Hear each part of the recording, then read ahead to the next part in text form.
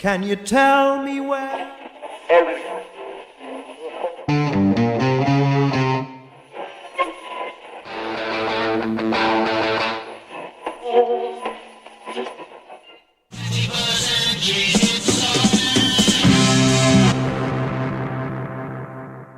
Salve, salve galera progueira! Está começando mais um Prog Talk. Como você já deve ter notado pela minha cara, eu sou o Paulo e estou na ilustre e extremamente estimada companhia dos meus queridos amigos Kelvin. Bom dia, boa tarde, boa noite, boa madrugada a todos vocês. E o Mr. Ramon também. E aí, boa noite pessoal, bom dia, boa madrugada e tudo mais. Bom Paulo, momento eu do achei que você ia tempo falar, que Paulo, eu encontra. estou aqui no meio da capa do disco de hoje. Começando mais um episódio que você já deve saber do que se trata, né? Eu sempre digo isso, mas eu gosto de repetir, porque eu gosto de enfatizar as coisas que são óbvias. Para falar de um disco do Genesis, o quinto disco, Selling England by the Pound. Mas antes a gente entrar no disco de fato, vamos dar os recadinhos de praxe, né? Primeiro, se você tá no YouTube, deixa aqui aquele seu like maroto, né? Aquele seu prog like, pra gente poder começar bem o vídeo, né? Porque se você tá aqui é porque você já conhece o nosso trabalho, então deixa aquele like de confiança. Siga o nosso canal se você não faz isso ainda. Bom, acompanha a gente também nas redes de podcasts, streaming de podcasts do mundo afora, né? Google Podcasts, Spotify, os da Amazon lá e etc. E lá você consegue encontrar a gente como Proctal, que a gente precisa resolver isso, né? E algumas vezes se você jogar Progland aparece também, né? Porque tem alguns episódios que já estão como Progland. E no YouTube você acha a gente como Progland também. Além disso, tem as redes sociais, Facebook, Instagram. Você também consegue encontrar a gente como Progland. Então se você digitar lá Progland, já vai aparecer. Tem conteúdo de bandas prog, tem memorabilia, tem reportagens de site, o Kevin já fez umas matérias lá, ficaram muito legais. E você consegue encontrar a gente também numa plataforma chamada Groover.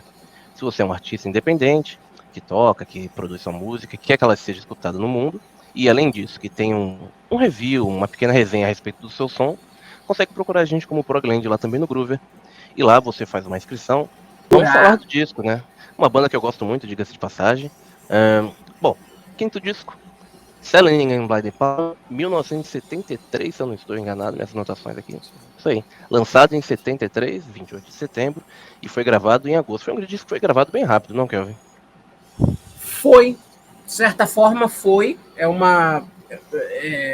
Quando a gente fala em termos de gravação e tudo mais, as gravações deles aconteciam de uma maneira bem rápida, porque a banda ensaiava antes, assim como era uma praxe de outras bandas também, de outros grupos progressivos, um ensaio antes de peças que eles já vinham desenvolvendo, seja em jammings ou em riffs e melodias previamente compostos, né? Letras também. E quando chegava em estúdio, a coisa já chegava, se não bastante pronta, num nível de Já muito alinhado, né? bastante avançado, bastante alinhado mesmo, né? É engraçado, né? Porque... Então, isso facilitou muito a gravação, né? E também é aquilo, né? Quando você tem uma banda com 5 compositores, como é o caso do Genesis, né? Em que todo mundo escreve muito bem, é meio caminho andado, né? É meio caminho Esse andado. álbum gravado nos anos de 1973, que a gente comentou também, sucede o álbum Genesis, mas antes o Genesis ao vivo, né? Mas antes disso o Foxtrot, que já tem uma sonoridade um pouco mais genesiana, vamos colocar dessa forma, com influência do Peter Gabriel, teatrais. Vamos ter a forma clássica, naturalmente, Peter Gabriel, Tony Banks, cadê? Deixa eu pegar aqui os nomes para não esquecer. Tony Banks, Steve Hackett, Mike Rutherford e Phil Collins na bateria. E como o Kevin bem colocou também, é um álbum que tem influência de todos os músicos, né? Todos eles escrevem muito. Eu digo-se de passagem, é um álbum que tem a minha música favorita do Genesis. Eu não sei qual é a ligação de vocês com esse álbum. Deixa lá, calma, segura, na hora que você fala. Segura. Eu não sei qual é a ligação de vocês com esse álbum. Segura. Mas pra mim é um álbum que... claro, é muito importante do Genesis, mas não é meu álbum de introdução no Genesis, então eu acabo meio que passando batido na discografia. Você conheceu eles por qual disco? Eu acho que não conheci por disco, Kevin. Eu conheci por faixas. Era aquela história, né? Como eu sou um pouquinho mais velho, né? Acho que o Ramon me entende. Faixas sortidas. A primeira música que eu ouvi do Genesis foi. Deixa eu ver se eu me lembro ainda. Não foi a Selling England. Não foi o. Caramba. Deixa eu ver. Cara, mas tem tanta faixa. Então, provavelmente deve ter sido alguma faixa mais pop. Eu também. Com certeza. Eu não sei. Talvez aí depois eu tenha ido e meio que retrocedendo pra É. entender um pouco mais, com mais acesso. Mas muito provavelmente deve ter sido alguma faixa mais pop. Talvez as faixas seguintes, os álbuns seguintes. Bom, enfim, whatever. Bom, qual é a ligação de vocês com esse álbum? Quero saber. Vocês têm algum vínculo muito próximo, ou Importante. faixas separadas? Primeiro, considerações pessoais sobre o disco. Sim. Acho que é válido. Ó, eu vou falar assim, esse disco pra mim foi o disco porta de entrada pro Genesis, sim, né? Um disco importante pra caralho. Você falou de ser velho, né? Eu nasci exatamente no ano de lançamento do Invisible Touch. Justo. Então, muito possivelmente, quando eu era criança, essas músicas do Genesis pop tocavam, né? Sim.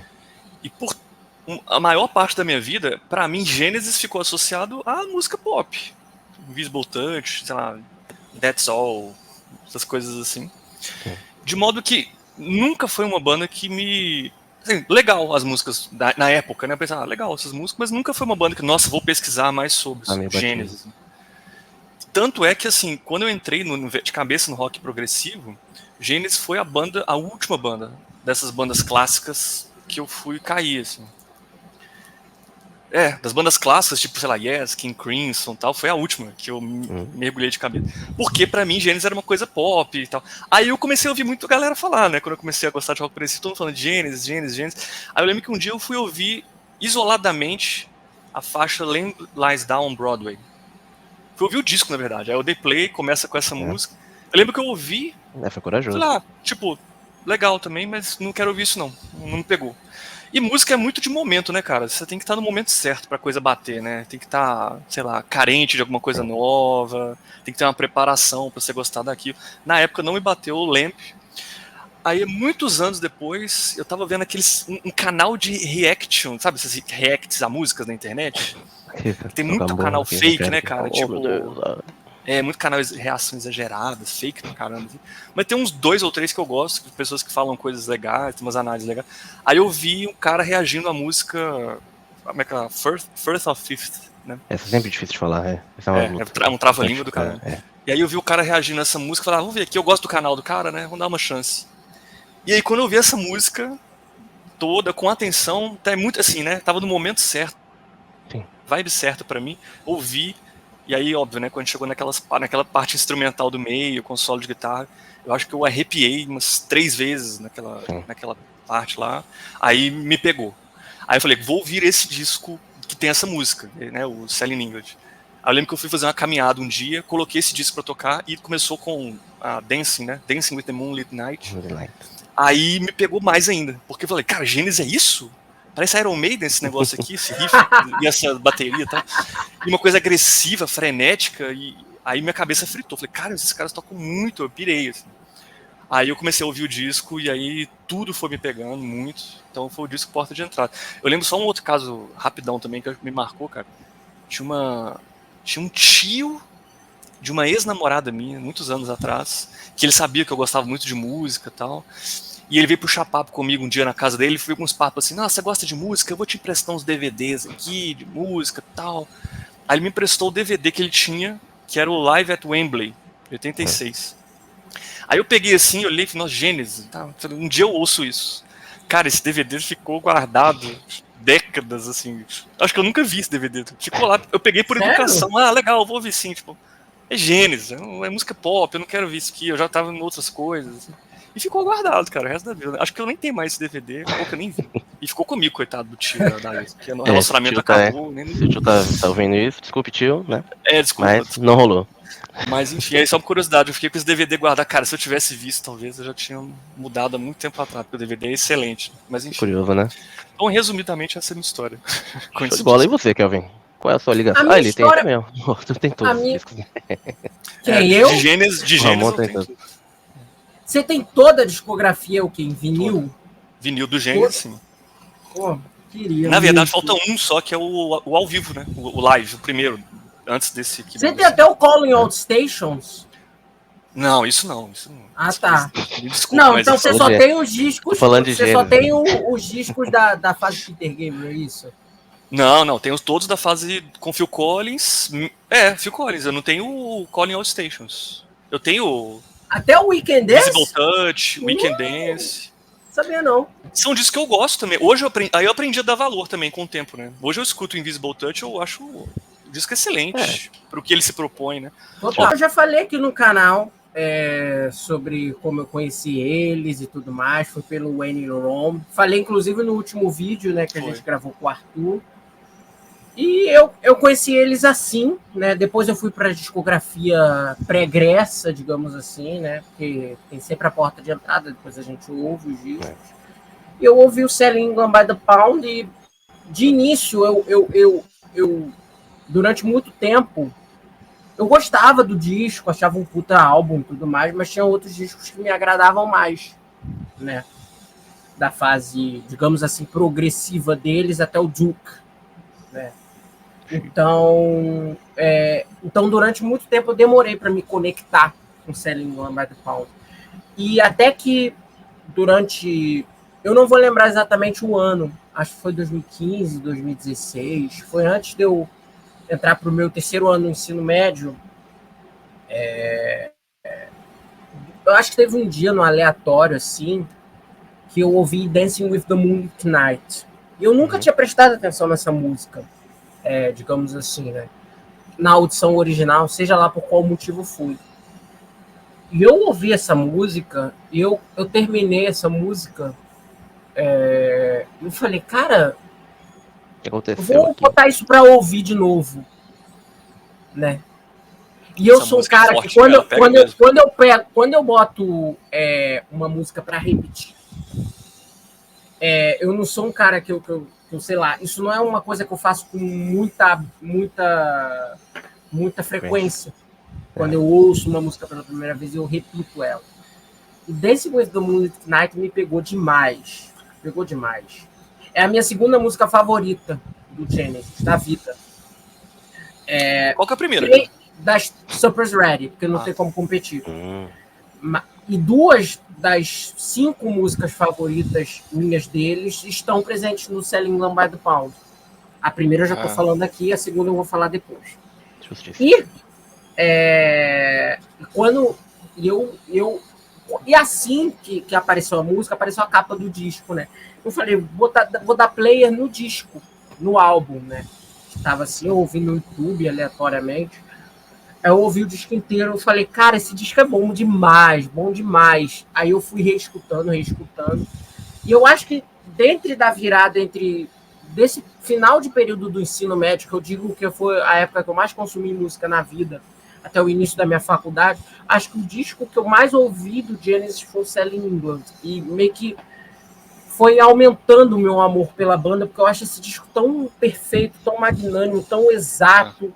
É um disco que eu brinco que existem alguns momentos da história da música em que todos os astros, todas as evidências, as coisas, né, os fatos, eles se alinham para fazer um grande disco. Um grande disco não é feito só de composições boas, né? Eu acho que os músicos têm que estar num entrosamento grande entre si. A banda precisa ter uma questão histórica que permeie o lançamento daquele disco. Então, para mim, existe uma conjunção de fatores, né, que fazem com que um disco torne-se um álbum, para mim, magistral. Eu acho que isso acontece aqui, né? A gente tem uma banda com 5 integrantes, onde cada um tem um background artístico diferente. A gente tem o Peter Gabriel, que é um cara apaixonado por literatura e teatro, algo muito presente no modo de composição, como letrista majoritariamente dele nesse período, e como performer também, que foi o período em que ele desenvolveu a persona dele de palco, com as trocas de figurino. A gente tem um tecladista, um pianista, um organista, que tem total inspiração e ensejo na música clássica, pelo menos nessa época, que era o Tony Banks. A gente tem um baixista e um segundo guitarrista que tinha muita influência da música folk e da feitura de canções de uma maneira bem, digamos assim, simples, mas muito bem acabada, As melódicas, sim. Rutherford. A gente tinha um cara que era um baterista que era aficionado em jazz fusion, que era o Phil Collins, e a gente tinha um cara do rock, que era o Steve Hackett. Então, todas essas influências desses membros, eu acho que ajudaram, acho não, tenho certeza, ajudaram a fazer com que todas as músicas tivessem uma personalidade muito distinta, né? Do que era o som da banda na época e do que era a personalidade da banda na época. E eu acho que o Selling England teve essa conjunção de ter 5 integrantes com esses tipos diferentes, muito latentes, e 5 integrantes que contribuíram muito para o disco, porque os 5 eram compositores. Então, no auge de um período onde eles estavam tentando se provar como banda. Eu já falei aqui, eu acho que em outras ocasiões, que a repercussão do Genesis, principalmente na Inglaterra, ela aconteceu de uma maneira distinta das outras bandas progressivas. Não aconteceu de imediato. Foi uma coisa gradativa, disco a disco. Eles só passaram a se tornar um pouco mais conhecidos gradativamente na Inglaterra a partir do Foxtrot, né? Foi o disco anterior, que eu vou falar um pouco brevemente quando a gente já estiver preparando o terreno para faixa a faixa, né? E assim, a gente teve esse tipo de coisa, e eu acho que isso ajudou também o Selling England a ter um material muito inspirado, muito bem feito, muito bem acabado, porque era um momento onde a banda estava tentando decolar, né? Digamos assim, decolar criticamente e artisticamente, e de certa forma comercialmente na Inglaterra, né? Eles eram uma banda com sucesso regional na Itália, na Bélgica, isso no período pré-Foxtrot. E o Foxtrot, aos poucos, ele foi permitindo com que o grupo tivesse uma repercussão maior na Inglaterra. Algo que foi alcançado aqui no Selling England, né? Porque eu acredito que quando você tem uma banda, quando você é um artista e você fala, caramba, os nossos discos, o nosso trabalho está começando a ter uma repercussão um pouco maior. E quando você vai gravar o teu próximo disco, tem sempre essa pressão, digamos assim, ainda que indiretamente, né? E eu acho que eles aqui, eles tiveram o senso, ainda que não, digamos assim, direto, né? De pensar e falar, olha, a gente vai tentar reunir o melhor material que nós temos, darmos o melhor de si como instrumentistas, para a gente fazer com que esse disco seja o início de uma era de decolagem nossa para uma relevância artística, para uma relevância comercial. Algo que aconteceu. Que é o álbum mais importante da carreira deles nesse sentido. Que projetou eles para outros cenários, né? Eles poderiam voltar para a estaca zero, se eles fizessem um material que não cativasse o público, e não foi o que aconteceu. O disco foi um degrau para a decolada deles, né, que viria a acontecer com os discos subsequentes, como The Lamb Lies Down on Broadway, né? Ventilou-se, né, meio que deu-se essa ameaça quando o Peter saiu em 75, mas não aconteceu, porque os discos seguintes foram lá mais decididos ainda consolidaram mais ainda, né? Muito pelo contrário, foram discos que foram para paradas mundiais até, né? Então, o Selling England teve essa função, né? Teve esses conjuntos todos de fatores, e quando você tem esses conjuntos todos de fatores, não há Cristo que faça um disco ruim. Sim. Né? A crítica da época tinha... Eu amo tudo aqui, eu amo a mixagem, eu amo a produção, eu amo o arcabouço das músicas, né? As músicas são maravilhosas, são lindas, né? Muito bem composto, muito bem tocado. É um disco que tem Dancing with the Moon Night, é um disco que tem I Know What I Like. Muito diverso também, né? Muito diverso. É um disco, exato, é um disco que tem Fear of Fifth, é um disco que tem The Cinema Show, que são 4 das músicas mais icônicas de toda a trajetória deles. Então não foram tem tocadas como... e são tocadas até hoje, né? Isso é basicamente metade do disco. Metade. Isso porque eu não estou falando das outras músicas, né? Esse disco foi o primeiro, quando eu comecei a colecionar Genesis, foi o primeiro disco que eu fui atrás. Eu quero começar por esse aqui, é o meu favorito também. E teve uma lista uns anos atrás daquela revista Prog Magazine, né? Que é a publicação talvez mais relevante internacionalmente de prog e tal. Sim. Soltaram, tipo assim, os melhores discos de prog de todos os tempos, a lista deles. Claro. E esse disco aqui ficou em terceiro. O primeiro lugar foi Close to the Edge, Depois Foi? In the Court of the Crimson King. Ah, Ah, justo. porque teve um que eles ficaram em quarto. Eu nunca decoro É. essas listas, né? Essa Mas- eu fui ver e ficou em Mas terceiro, cara. eu lembro que teve um que ficou em quarto, que ele perdeu só pro Close to the Edge, pro In the Court of Crimson King e pro Dark Side of the Moon. Aí, Pessoalmente, pessoal, pro eu meu gosto invertiria. pessoal, eu amo também o Close to the Edge, In the Court, mas esse aqui pra mim é o meu favorito. Eu prefiro ele do Justo. que também. Close to the É, Edge. pelo Eu contexto de, prefiro sei ele lá, aos três citados. critério Eu prefiro. seminal, assim, eu acho que o Close to the Edge entra, porque o Close to the Edge ditou não, que seria é. o rock progressivo dali pra frente, né? Ah, Mas realmente, eu entendo eles estarem antes, eu entendo eles estarem é primeiro. justo também. disso. E, tipo, todo mundo, depois que saiu o Até Close porque, to the Edge, começou a até porque o copiar. Yes era uma Todo mundo banda virou Yes. muito mais relevante quando lançou o Close to the Edge do que o Genesis quando eles lançaram o Selling by the Pound. E até É falando em aquilo, eles relevância, a estavam crítica fazia muito dessa comparação, né? ascendendo. Na época. O Selling by the Pound ele veio num período logo após o fim da tour do Foxtrot, né?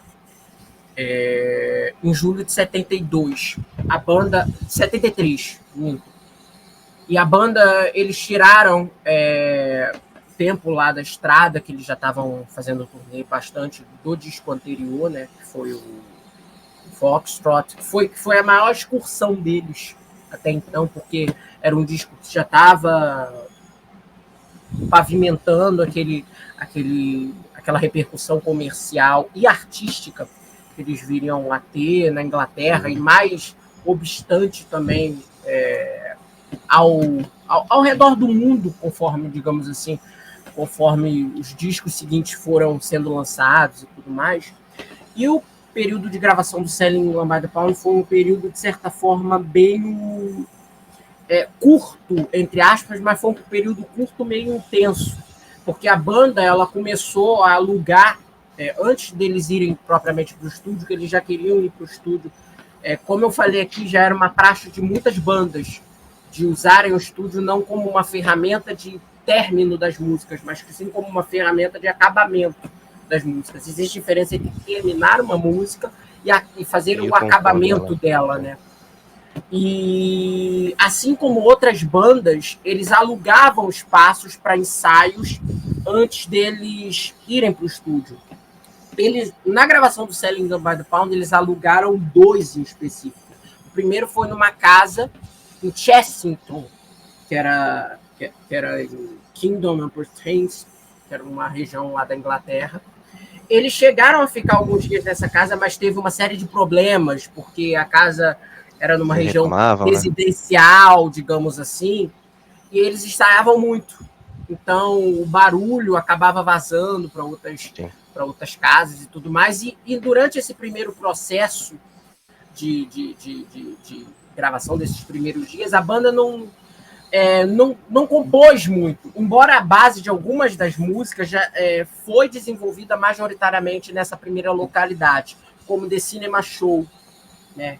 Que durante boa parte desses ensaios, inclusive nessa localidade, o Steve Hackett e o Peter Gabriel, eles ou chegavam atrasados ou tinham problemas para se deslocar. Então, muitas das vezes, o Mike Rutherford, o Tony Banks e o Phil Collins, eles iniciavam os jammings, né? Porque grande parte do material foi desenvolvido dessa maneira, embora tenham composições que já fossem de períodos pregressos, já desenvolvidas e tudo mais, eles já desenvolviam os jammings sem a presença dos dois, né? Então, em alguns momentos do disco, particularmente em The Cinema Show, como eu falei, tem muito são composições majoritariamente do trio, do Tony Banks, do Phil Collins e do Mike Rutherford, né? Olha aí, hein? Profético, hein? E já de certa forma, eles 3 sempre tiveram uma harmonia muito grande, né? E durante esse período de ensaios, a banda acabaram meio que funcionando, né? Deve ser meio que isso também, né? Oi? Tipo, já estamos aqui mesmo. Vamos tocar a banda. Não, então foi o Romão comentou que é profético, né? E também meio que as coisas já acabaram meio que se condicionando. Tipo, já estamos aqui mesmo, galera. Vamos tocar a banda aqui por nós mesmos e vamos embora. Deve ser tipo mais ou menos por aí também, né? E aí foi rolando. Sim, tá ouvindo a gente, cara? Tá. É que você travou aqui. Boa. Pode seguir. E quando teve essas questões, assim, nesse primeiro lugar, lá em Chessington, eles já começaram a definir quem seria o produtor do próximo disco. O David Hitchcock, que era o produtor do Foxtrot estava indisponível, então a banda não o usaria. E eles chamaram John Burns para produzir o disco, que para mim, junto com o David Rentschel, que foi o produtor do A Trick of the Tail Hotel Duke, foi o produtor que melhor sacou o que era o Genesis, principalmente em estúdio, tanto quanto ao vivo, porque ele também atuava na engenharia de som dos shows. E o John Burns ele já começou a acompanhar, de certa forma, as gravações, quando eles mudaram de localidade, quando eles mudaram dessa casa em Chessington para um espaço que foi na Una Building School, em Shepherd's Bush, que também é em Londres, mas é em uma outra localidade. E lá, que era uma escola, digamos assim, de artes, inclusive outras bandas já ensaiavam em outras escolas também bem conhecidas assim do cenário cultural londrino, como o próprio Yes e tudo mais. Partes da pré-produção do Trilogy do ELP, se não me engano, também foram feitas dessa forma. E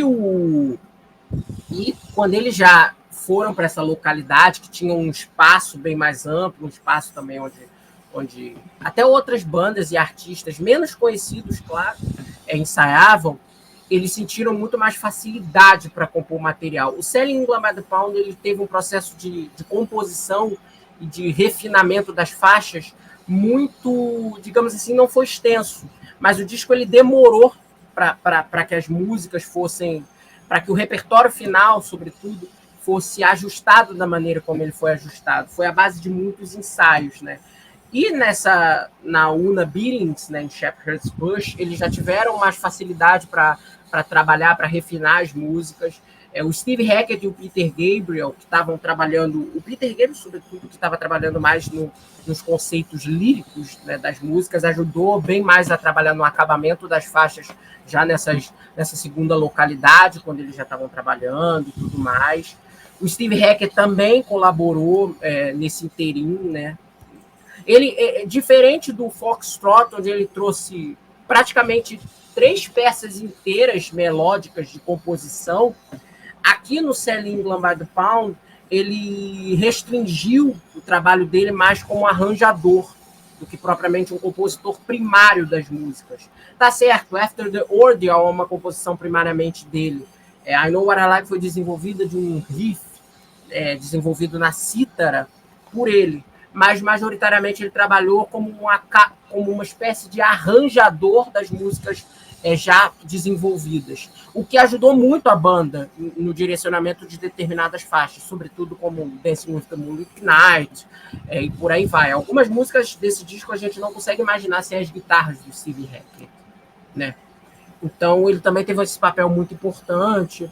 Durante esse período a banda também revisou músicas e demos, ideias que eles já tinham trabalhado previamente um pouco em discos anteriores, que eu vou falar mais adiante no Faixa a Faixa. E daí para a gravação do disco em agosto de 73, eles foram gradativamente finalizando esse período, digamos assim, de ensaios e foram gravando o disco no estúdio, né? A gravação também aconteceu de uma maneira bem espaçada. Eles não gravaram tipo, tudo em 10 dias, sabe?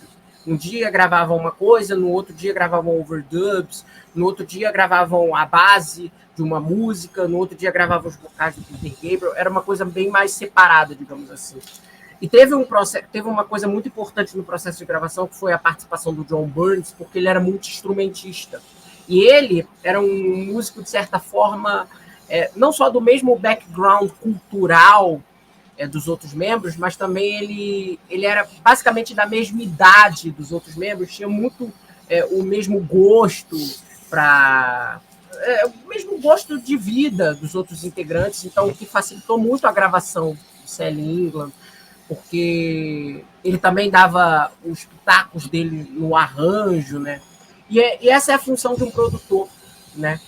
De falar, de mostrar o que, vamos melhorar essa parte aqui, e tudo mais. E ele foi fazendo isso, é lógico, com uma posição de autoridade, porque ele já tinha um certo currículo, apesar de ser um produtor relativamente jovem, né? Mas ao mesmo tempo ele imprimia isso com uma naturalidade. Os integrantes não sentiam que ele era um chefe deles, mas sim, digamos assim, um produtor que está nos ajudando a guiar o caminho que a gente quer para esse disco. Né? Então provavelmente tinha boa relação entre eles, rolando um clima, né, para trabalhar. Tal. Tem um comentário também sobre, que eu acho legal, que é a capa, né? A capa... Exato. Foi... Eu ia falar da capa em I Know What I Like, porque tem uma conexão. Legal. Né? Mas pode falar, não, pode falar. Não, só comentar, não vou nem analisar a capa, né? Só para lembrar que foi a primeira capa do Genesis depois de uma sequência de outras 3 capas anteriores com aquele Paul Whitehead, né? Que o cara fazia capas de várias bandas, inclusive de prog, né? Van der Graaf e tal. Exato. Então marcou uma mudança um pouco da estética, da apresentação visual dos discos da banda. Pois é. Embora a Beth Swanwick, que é a pintora, né? Que é a pintora da capa, né? Tenha traços muito parecidos com o dele. Né? A capa do Selling Lamada Pound, para um desavisado, embora a fonte seja diferente... Sumiu né? A logo, né? Aquela logo. A logo. É porque eles mudam. Eles mudavam a logo. Né? A partir do The Lamb também veio a ser outra logo. Foi reaproveitada por Seconds Out, do End the Way Tree e tudo mais, né? E para um desavisado, isso aí é uma pintura do Paul Whitehead, né? Um desenho do Paul Whitehead. E não, inclusive, a escolha pela imagem da Beth Swanwick, que inclusive não foi uma imagem feita para a banda. É lógico, ela adicionou elementos para a capa a pedido deles, né? Inclusive, ela adicionou elementos, de certa forma, de uma maneira bem tímida, por causa do deadline que eles tinham, né? Eles precisavam ainda lançar um disco naquele ano de 1973. Tanto é que o Genesis Live, o ao vivo, foi lançado nesse interim para suprir isso, né? Caso a banda não conseguisse entregar o Selling England a tempo. E a banda conseguiu, né? E ela adicionou aqui, dentre outras coisas, o cortador de grama, que tem a ver com I Know What I Like. Né? A gente vai começar agora falando faixa a faixa, começando pela faixa que, de certa forma, tem um nome que remete ao nome do álbum, né? Que é a faixa que, inclusive, é uma baita de uma pedrada, né? Pra começar um álbum, né? Que é Dancing with the Moonlit Night. Qual é a relação de vocês com essa música? Se vocês gostam dela, se vocês não gostam? A relação a gente até falou, né? Da música que pegou pra mim, pra o Kelvin também. É a música que nos converteu. Eu diria que foi a música que me apaixonou por eles. Pra mim também. Então, é uma música interessante, né? Porque ela, tipo... embora ela seja, tem uma pegada bem progressiva, né? Dentro daquele conceito que a gente entende de prog, ainda assim ela é bem melódica, bem radiofônica até, né? Tirando o fato dela ser grande pra Dedéu. Isso ela é bem radiofônica, né? Tem 8 minutos e 2. Não é tão grande se a gente for 8 minutos, não é uma música que com toca no outras rádio, músicas, né? 8 minutos. 8 minutos, né? E 2, talvez. 8 minutos da música inteira, né? Mas eu considero Dancing como se ela tivesse 6. Porque a música em si ela tem 6 minutos. Aquele é uma finalzinho coda. uma porque tem um motivo para ter aquele final, né? Porque na verdade, Dancing with the Moonlit Night, ela foi organizada para não ser uma música solo. Ela seria uma música de 20 minutos junto com The Cinema Show e Ace of Plenty. Não sabia. Por isso que há esse conectivo, né? Da parte acústica. Mas a banda separou a música. E também separou, de certa forma, para... até porque as duas músicas têm nuances líricas. Isso que eu estou falando de Dancing with the Moon, Ace of Plenty, que é uma reprise musical de Dancing with the Moonlit Night, né? E The Cinema Show. São duas músicas liricamente distintas, né? Com inspirações e, inclusive, motivações bem distintas. Então, isso acabou sendo separado no disco, né? E eles não queriam... houve outras vezes em que eles chegaram a ensaiar músicas longas, extensas, mas acabaram fragmentando elas para evitar comparações a Supper's Ready, né? Aconteceu isso também no Duke. No Duke, eu sei. As 3 separadas ajudaram a valorizar as suas próprias composições, as suas próprias características, né? Eu acho que tornaram as músicas muito mais... eu ia falar mais grandes é ótimo, né? Maiores do que elas já são, né? Do que elas seriam, na verdade. Então, eu acho que foi uma decisão super acertada, né? Até porque Dancing with the Moonlit Knight é uma outra vibe, né? Embora eu suponho que se houvesse essa junção, as três partes tratariam de um mesmo tema. The Cinema Show teria alterações na sua nuance lírica. Mas eu acho que do jeito que no disco finalizado, tá, me contempla muito. É lógico, fica aquela coisa do engenheiro de obra pronta, né? Mas é o que eu acho. Então, e agora retomando, né, como a gente estava falando sobre a letra, um pouquinho mais sobre a letra, é nítido que a letra tem uma crítica social, né, porque fala, Total. aliás, até cometi uma troca, na verdade, não é a música que carrega um pedaço do nome do álbum, sim o álbum que carrega um pedaço do nome da letra da música, né, porque o título do álbum foi tirado da música, né, Exato. o Selling England by the Pound foi retirado de um trecho dessa Dancing with the Moonlit Knight, que fala sobre uma crítica social, né, que eram pessoas que viviam esbanjando dinheiro em uma época de recessão, que era o que a Inglaterra está passando nos anos 70. Exato. Né? E a música é cheia de referências ali Ela é praticamente, né? cara, eu acho tão maravilhoso que Dancing with the Moonlit Knight, ela é praticamente um manifesto punk, mas num arcabouço progressivo. Embora a música seja muito pesada, sabe? Dancing with the Moonlit Knight não é uma música... agressiva, né, cara? Eu acho muito agressiva essa música. Não, ela é agressiva, ela tem um tom de agressividade, mas ela não é uma música... Ela não é uma música progressiva, mas ela não é aquela coisa progressiva ultra barroca. Né? Embora ela tenha esses elementos. Ela é uma música progressiva muito imponente. É aquilo, como a gente comentou, né? Não é uma coisa que passa aquele... na mensagem que ela passa. Não, então, não é pedante, assim, no sentido de, nossa, tá muito over de coisa, como, por exemplo, o Cult Jazz, que é um bom álbum, mas se você não é acostumado, você cansa de ouvir, porque eles são faixas de 23 minutos. Mas essa aqui tem, pelo fato dela ser bem dinâmica, né, embora ela tenha essas partes mais prog, mais virtuosísticas, né, ela tem uma parte melódica, tem umas partes mais dinâmicas, que até o Ramon comentou, né, que é um pouco mais enérgica. Que ajudam eu acho que isso gera um equilíbrio. Música, né? A falar desses problemas sociais que... E a capa registra exatamente isso, né, que a música fala, né. E o trabalho, cara... De fundo, exato. E o mendigo trabalho... de vegetais, né. A capa meio que ilustra isso, né? E eu acho que talvez tenha sido um dos motivos para a escolha quando o Peter escolheu a capa, como falar melhor em I Know What I Like.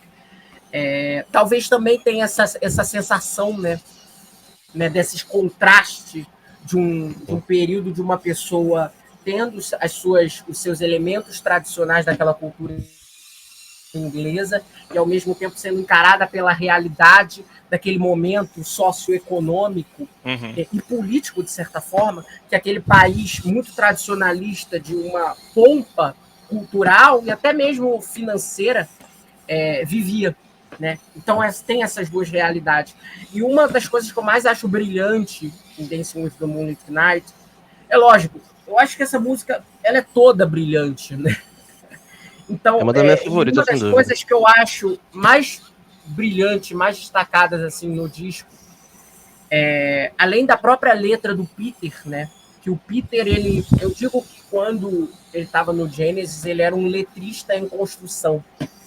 Ele viria a ser, para mim, na minha opinião, Kelvin Araújo, ele viria a ser um conceitualizador, tanto como letrista quanto músico, na carreira solo dele. É mesmo?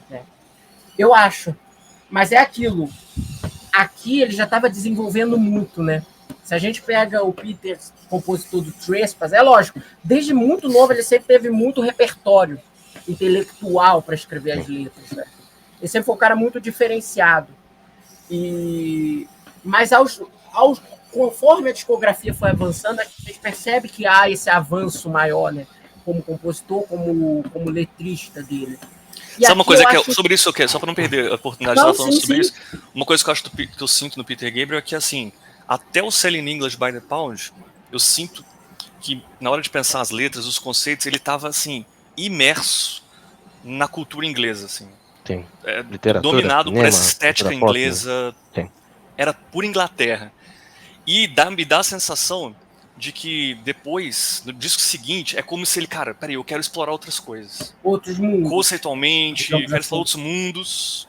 outros países, outras culturas, e aí vai pro Lamb Lies Down, que vou fazer um menino em Nova York, cara, nas ruas de Nova York. Mudou muito. E aí, depois na discografia solo, é muito louco, porque aí, aquele cara, eu quero o mundo, né?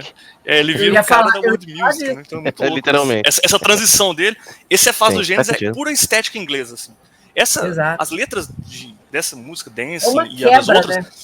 Se você não tá imerso na cultura inglesa, plenamente, você não pega muitas das nuances. Tanto é que tem muita coisa aqui que, para eu entender totalmente, eu teria que sentar e pesquisar, demanda pesquisa isso aqui. É muito da cultura, né, cara? Da cultura dele. Nessa faixa mesmo ele coloca referências locais, uma rede de supermercado local, muita coisa. Um fast food local. Total. A música ela Monty Python. Eu acho o Peter Gabriel aqui muito Monty Python, sabe? Sim. Nessa música, eu acho que não tanto, mas em Battle of Epping Forest isso fica muito nítido, né? E, cara, uma coisa que eu acho... E você chegou num ponto, vocês estavam falando das referências à cultura inglesa em Dancing with the Moonlit Knight, são imensas, são várias, né? E uma das coisas que eu acho mais legais é que ele vai montando a crítica dele baseando-se nesses elementos tradicionais, né? Mostrando que muitas das pessoas acham que a música tem um tom puramente nacionalista, mas não. Eu acho que é um ponto de vista muito diferente, baseado, lógico, em relatos, em outras, digamos assim, referências mesmo históricas que narram pontos de vista do Peter, da banda a respeito dessa música. Né? Então, a música, ela é basicamente... Muitas das pessoas, elas interpretaram, acho que erroneamente, inclusive, de que Selling England de que Dancing with the Moonlit Knight era uma música puramente nacionalista. E eu acho que não. Existe uma diferença entre você ser um nacionalista e você ser uma pessoa crítica e consciente de um momento ruim que o teu país vive. Então, acho que... eu acho que ele parte da estética da cultura inglesa para fazer uma crítica extremamente irônica, usando os elementos da cultura inglesa. É irônico. E é uma crítica baseada no contexto sociocultural da época, né? Do governo do Edward Heath, né? Que era o primeiro-ministro, que era um governo de muita recessão econômica, de uma inflação muito alta, né? E que gerou, lógico, uma acentuada desigualdade social. Ele era do Partido Conservador, do Parlamento britânico. Quem precedeu a Margaret Thatcher, inclusive. E que viria a preceder, digamos assim, alguns dos problemas acentuados nos anos seguintes da Inglaterra, do Reino Unido também, que viriam a ser catalisadores do movimento punk. Por isso que eu digo que, de certa forma, Dancing with the Moonlit Knight foi uma catalisadora do movimento punk. Porque ele pega esses elementos aqui e fala, esses elementos são os elementos da Inglaterra clássica, próspera, que a gente sempre imaginou e viveu e envisionou nas nossas vidas. E esses elementos a gente está perdendo para um governo que está acabando, digamos assim, entre aspas, com o nosso país, vendendo o nosso valor por negócios escusos e por negócios que só interessam a ele, né? Então o disco, a música, pelo menos na minha interpretação, baseada no que o Peter viria a falar em relatos depois, em relatos posteriores, em várias entrevistas que ele deu, é a respeito disso, né? Não de um tom puramente nacionalista de querer preservar a todo custo a cultura inglesa, mas sim de perceber o que a Inglaterra era e o que a Inglaterra se tornou durante aquele período. Né? Fazer uma crítica pontual a isso e muito inteligente. Né? Até complemento. Tanto é que o título do disco, ele na verdade foi um slogan, né, do Partido Democrata, que eram os opositores do Edward Heath, né, parlamento e tudo mais, na situação do contexto político, que era você está vendendo a Inglaterra por libras, né? Você está destruindo o nosso país, você está vendendo o nosso país, digamos assim, para os seus próprios interesses, e com isso você está fudendo um país inteiro.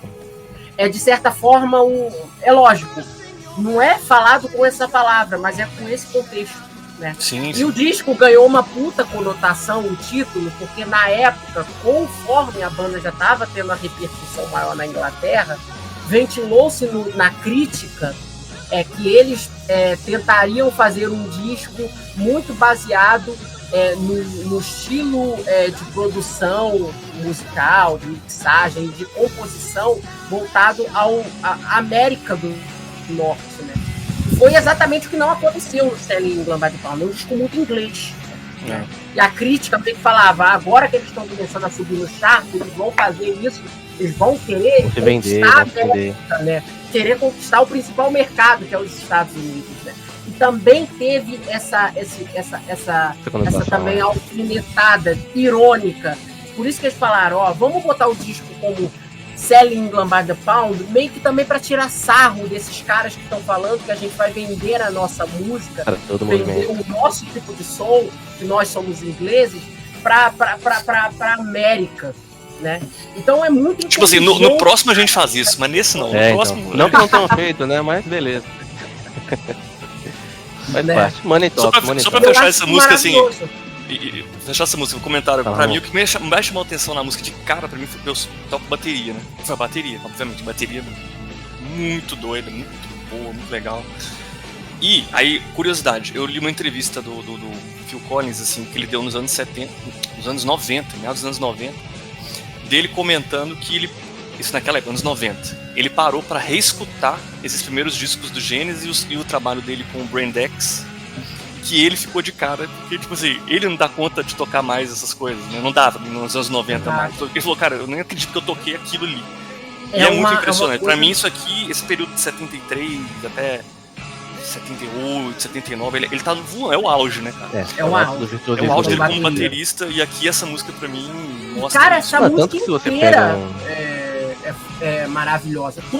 Todos eles fazem... Tem solo de tapping, né, do Steve Hackett. Gente, pra mim, com todo respeito ao Phil Collins, eu acho a menção dele na sessão instrumental muito boa, muito feliz, né? Porque aquela linha de bateria é maravilhosa. Mas pra mim, o cara dessa música é o Steve Hackett. Vale dizer, né? Steve Hackett tem violões, e o solo dele, cara, eu amo. Eu acho que o solo dele, acho que é o que mais me impressiona, porque aquele solo é um solo muito imponente, mas é um solo nada óbvio. Não solo com bendings, não é um solo com... Eu não espero ele chegar. Com grandes hiper ultra técnicas, batidas de guitarra. É um solo... Eu amo aqueles harmônicos que ele faz, é uma espécie de harmônicos, né? Aí depois entra o tapping, sabe? Tem um vídeo muito engraçado na internet do Steve Hackett reclamando a autoria do tapping, que ele falando do Ed Van Halen. Vocês falam que o Ed Van Halen que criou, mas lá em 73 já tá fazendo. E dá uma alfinetadinha, né? Um vídeo meio engraçado dele. Ele é um verdadeiro arquiteto, assim, da guitarra, sabe? Ele é um guitarrista que tira timbres muito não usuais, prepara os solos dele de uma maneira muito não convencional, sabe? Isso é como guitarrista e toda a banda, cara. O Peter Gabriel nessa música. O Steve Hackett como guitarrista conseguiu meio que não se reinventar, né? Porque ele ainda revisita o repertório dele de Genesis, etc. Mas conseguiu montar uma carreira sólida, solo, muito bem estruturada, mesmo não sendo guitarrista e cantor, né? Todos eles, na verdade, conseguiram construir carreiras solo muito sólidas, né? Os três solo, etc, né? Entre aspas, né? Phil Collins, o Peter Gabriel e Steve Hackett. E os caras no Genesis fazem Phil Collins também, foram tudo muito sólidos. Os caras são muito habilidosos nisso, né? Mas bem, então faixa 2 do álbum, I Know What I Like. And I Like What I Know. Eu gosto muito dessa música, não sei qual a opinião que vocês têm dela, mas ela tem uma pegada meio diferente do álbum em geral, né? Acho que vocês concordam com isso. Qual a opinião de vocês sobre essa música? Pode falar, Kelvin, primeiro. Eu acho que, assim, eu gosto muito dela, mas eu acho que, dentre das músicas do disco, ela é uma daquelas que eu acho que sempre ficam melhores ao vivo. Né? Ela me ganha muito na gravação, viu? É uma música bem do lado humorístico deles, que eles sempre tiveram nesse início de carreira, nesse início de trajetória. Aquela coisa bem típica do humor inglês, né? E I Know What I Like, ela retrata bem isso, embora a letra da música seja uma música, digamos assim, de certa forma, como uma espécie de recado também para os críticos, né? Porque a música ela fala de um homem simples que tem os seus modos, os seus costumes, e que ele tem o tempo todo esses estímulos de pessoas de fora do convívio dizendo para ele mudar, para que ele se atualize e tudo mais. E ele, não, eu gosto do jeito que eu sou. Eu gosto desse meu jeito simples, né? E a letra da música era basicamente isso. Então ela também, de certa forma, ela ajuda também naquele ponto de certa forma, de crítica, né? Que boa parte da imprensa musical já estava ventilando na época a respeito dessa mudança deles, né? Dessa suposta mudança e tudo mais. E eu acho essa uma música muito bacana. Ela é uma música dessa pegada humorística e tudo mais, que não faz tanto a minha praia dos primeiros dos trabalhos anteriores do Genesis e tudo mais. Mas eu acho ela um arcabouço composicional muito mais interessante, por exemplo, do que Harold the Barrel, do Nursery Crime, que é uma música no mesmo estilo. Né? E I Know What I Like já é uma música mais bem acabada, tem um refrão muito bom, tem uma construção musical muito melhor e tudo mais. Eu gosto bastante dela, pop, né? E a maior parte dela, ela foi originada de uma demo, né? Que o Steve Hackett e o Mike Rutherford compuseram. E inicialmente foi rejeitada pela banda. O Steve apresentou essa melodia e tudo mais. Foi rejeitada pela banda por parecer muito os trabalhos dos Beatles, né? Porque a música tinha uma cítara elétrica, tinha um tom meio lúdico, mas meio irônico, né? Mas de certa forma a música acabou retrabalhada e mesmo assim foi lançada, né? E, ironicamente, se tornou o primeiro, abre aspas, hit deles, né? Na Inglaterra. Foi, salvo engano, eu acho que ela foi top 20, né? Então, meio que dá para compreender, porque é uma música, embora tenha uma música com a carga muito presente do que é o trabalho do Genesis, é uma música meio radiofônica e tudo mais, mas eu prefiro ela ao vivo. Ela ao vivo... Eu acho interessante esse argumento de que parece Beatles, né? Porque se você pegar a própria Supper's Ready, tem várias sessões da Supper's Ready que me lembram essa música. Mais muito cômica, né? Mais lúdica. Mais cômica. Willow Farm, né? Exatamente. Exato. É meio essa pegada, né? Só que aqui eu também acho mais bem acabado aqui. Um arranjo mais legal, bem completo essa música. Eu gosto bastante dela. Pode falar. Sei. Eu tinha notado uma coisa aqui. É uma coisa que eu acho interessante nessa música, é um pouco isso, né? Tipo assim, é mais uma das músicas da discografia, do início da discografia do Genesis, que você pode apontar pra esses fãs, a galera que fica falando que ficou pop o Genesis, né, cara? Tipo, o elemento pop sempre esteve presente no Genesis desde o início, sempre né, cara? Teve. Nesse disco aqui tem essa música, tem mais uma, depois que a gente vai conversar, né? Muito pop, zona, assim. Mas sempre tem, todos os discos tem uma música assim, né? E ele, I Know What I Like, eu amo a versão de estúdio com o Peter, mas pra mim I Know What I Like é uma daquelas músicas que pra mim melhoram 1000% ao vivo, sabe? Essa aí sobretudo que no as vivo... versão da fase Phil Collins e tudo mais. Então é essa aí que ao vivo que o Phil Collins fica dando cabeçada no pandeiro, não? Ao vivo. Essa mesmo. Tem um vídeo icônico dele. E, cara, um dos momentos mais memoráveis, assim, que eu me emociono quando eu assisto um DVD ou algo ao vivo deles, é o show de 2007, em Roma, que I Know What I Like eles tocam, né?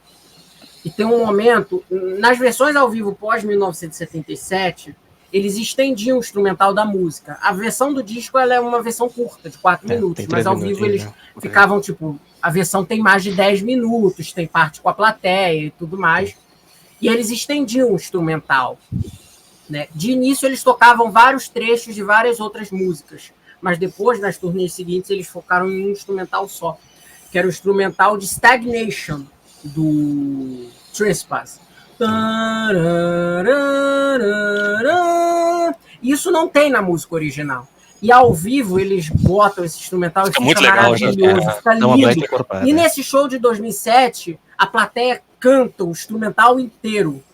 Eles quase que afogam a banda, assim. E é um momento lindo, cara. É um momento muito legal, assim. Eu amo I Know What I Like. E durante muitos anos foi a música de encerramento dos shows deles, né? Que... É muito potente a música. A música crescia muito ao vivo. Você prefere no sentido ao vivo porque ela dá uma encorpada, entendi. Exato. Você preferia aqui, você achava a versão do estúdio fraca. E também tem uma coisa sobre a capa que eu preciso falar, só pra gente terminar, que a capa do disco ela foi escolhida depois do Peter Gabriel ter encerrado essa música, né?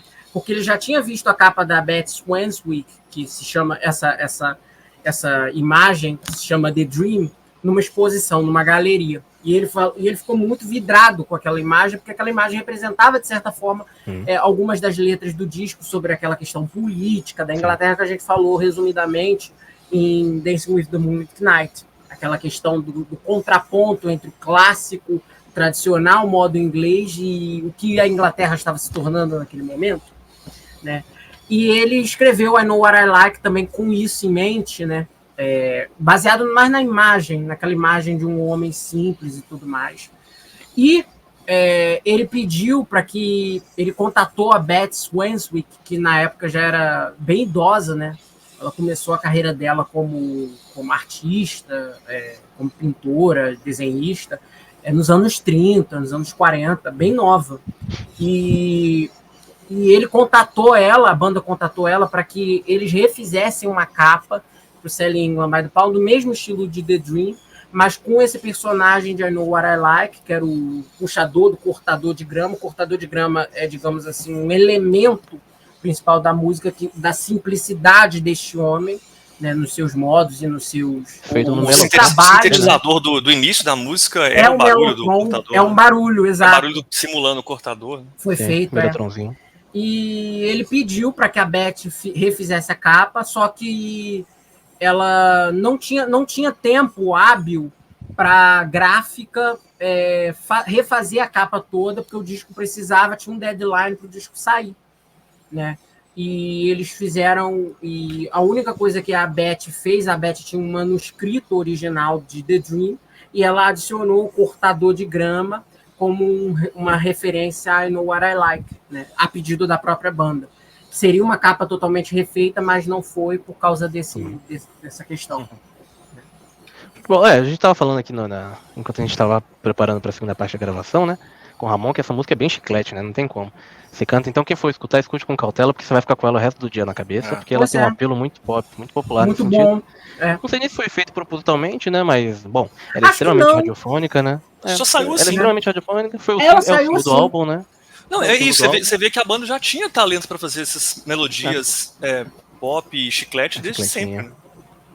E coincidentemente ou não, também é o single do álbum e consequentemente também alçou o Genesis para outras plataformas. Tanto que é o meu single com o melhor alcance na fase do Peter Eles tocaram pela primeira vez naquele Top of the Pops com essa música, né? Uhum. E o Peter lá no funciona ao muito vivo, bem. Exato. O Peter Gabriel ficava fazendo lá o teatrinho, né? De cortando grama, assim. Eu prefiro a pandeirada do Phil eu também. O backing vocal do Phil tá muito destacados aqui já também, meio quase profeticamente. Mas não, tô brincando. Ele sempre esteve também. Sempre teve. Tá aí. É um aviso. Senhoras e senhores, então vamos à terceira faixa. Essa definitivamente é a minha faixa favorita da carreira do Genesis, seja da era Phil Collins, seja da era Peter Gabriel. E aí agora vou precisar que vocês me ajudem, porque é uma pronúncia difícil, hein? First of Fifth, seria isso? Foi bem. Foi bem. É isso. Terceira faixa, qual a opinião que vocês têm sobre ela? Eu já disse, é a minha favorita. Péssima. O solo de guitarra. Péssima. E aí, espera aí. Eu vou sair da cobra. Solo de guitarra memorável que... O que eu vou falar dessa música? Não sei, né? Realmente. O que eu vou falar dessa música? O que dizer sobre? Traz ela até hoje nas apresentações ao vivo, né? O Genesis já não toca, obviamente já não toca mais, porque não faria nesse sentido. Mas o Steve Hackett troca ela até hoje. O Steve Hackett tá fazendo show aqui esse ano, né? Esse ano que foi. Fez. O Kelvin tem foto com o homem aí, ué. Verdade, pô. Foi lindo, cara. Foi lindo. Qual a relação que vocês têm com essa faixa? Se vocês gostam? Diga aí, Kelvin. Cara, não tem o que falar sobre essa música. É uma obra-prima. Música linda, perfeita, sabe? Tudo, a construção dela, aquela abertura instrumental só com piano, né? E era uma música que o Tony Banks, First of Fifth, ela é uma música que ela já era uma música já relativamente antiga, né? Porque ela teve 3 estágios, né? Até ela ser finalizada por Selling England by the Pound. Ela teve 3 estágios de composição. Inicialmente seria uma peça solo de piano que ele tinha escrito. Depois ele desenvolveu algumas partes da música. A música chegando a uns 3, 4 minutos. Chegou até a ser gravada uma demo dela. E acontece? E chegou o estágio finalizado para a gravação do Selling Lamb do Pound. Né? O Foxtrot tem uma peça do Steve Hackett, que é o Horizons, que abre o lado B. E teria um interlúdio de piano, que era a melodia meio que principal de First of Fifth, também. Só que a música acabou não finalizada, o Tony Banks chegou a... Foi? Foi. Tá. Ah, tá. Seria uma música não finalizada. finalizada, o Tony Banks chegou, aí travou. Então, seria uma música não finalizada e o Tony Banks chegou e falou, olha, não, eu prefiro terminar essa composição do disco para futuramente, e assim terminou. No Selling Lamb do Pound e tudo mais. Eu achei interessante, Kelvin, que você falou que essa música, o Tony Banks até tinha uma ideia de fazer dela uma versão solo de piano, né? Ela sendo só um piano. Inicialmente. Dá pra notar que o Tony Banks tem um inicialmente. prejuízo muito grande com essa música, né? Até porque, né, eles abandonam a apresentação dela ao vivo porque ele não se acha mais capaz de tocá-la ao vivo, não tem isso, né? Não, é porque... Deixa eu explicar. Além da complexidade do instrumento, não dá pra trazer... Não, eu já li explicações pra isso aí. Mas eu vi uma história de que diz que ele ficou traumatizado depois que ele errou a apresentação dela ao vivo. Aí ele ficou meio que traumatizado. Não sei se isso condiz com a verdade. E também tem um outro fator. A gravação original do Selling Lamb do Pound é feita num piano acústico, um piano de cauda. Sim. Né? Tem uma sonoridade e ao vivo você não dá pra podia transportar. Não era todas as bandas que tinham como transportar um piano de cauda para um palco. Sim. Né? E o Tony Banks, ele não era esse tecladista. Ele usava um piano elétrico diferente. E ao vivo, e aquela introdução também é muito difícil de fazer a entrada, da transição daquela introdução para a banda entrando. Tipo Dance no Vulcano também, é a mesma coisa. Tipo, não, tem coisa que não dá pra fazer ao vivo. Exato. No Dance no Vulcano teve mais problemas com o final, né? Então o que acontece? Quando aquela abertura ela tem os temas, os motivos principais que ele desenvolveria na música, mas ela tem vários tipos de assinaturas de tempo, né? Tem partes daquele solo que são em 2/4 e tudo mais, né? E para a banda entrar, às vezes era muito difícil. Aí a banda entra.